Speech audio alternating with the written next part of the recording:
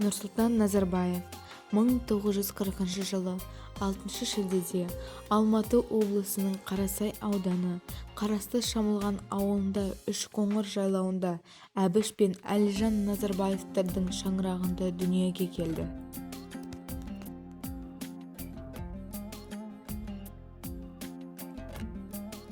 Экономика ғылымдарының докторы, Қазақстан Республикасының ұлттық ғылым академиясының академигі, бірқатар шет мемлекеттер мен еліміздің жетекші университеттерінің құрметті профессоры және докторы, көптеген кітаптар мен ғылыми мақалалардың авторы.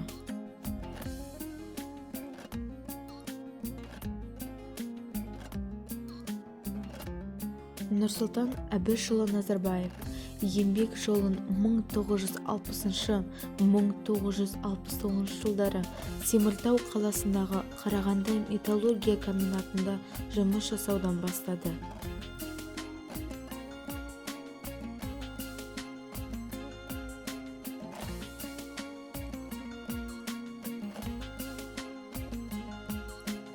Ал 1960 жылдары 1973 жылға дейін Қарағанды облысы Теміртау қаласында партия комсомол жұмыстарын жауапты қызметтер атқарды.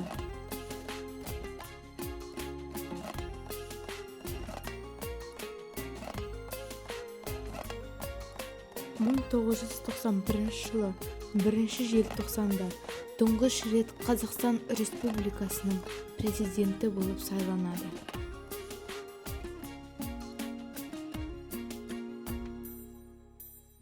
1997 жылдың басына қарай елде макроэкономикалық тұрақтылық орын алды. Инфляция тоқтатылды. Өнеркәсіп жанданып, қаржы бюджет, салық жүйесі құрылды. Жекешелендіру жүргізілді.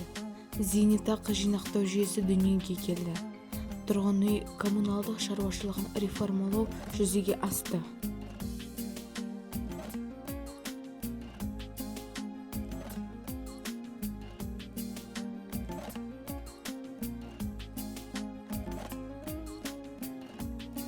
Қорыта айтқанда, Нұрсұлтан Назарбаевтың тәуелсіздік дәуірі кітабында жазылғандай, егемендік алғаннан бергі жылдар ішінде мемлекет басшысының сарабдал саясатының арқасында қоғам дамуының барлық саласында түбегейлі өзгерістер жүзеге асырылды.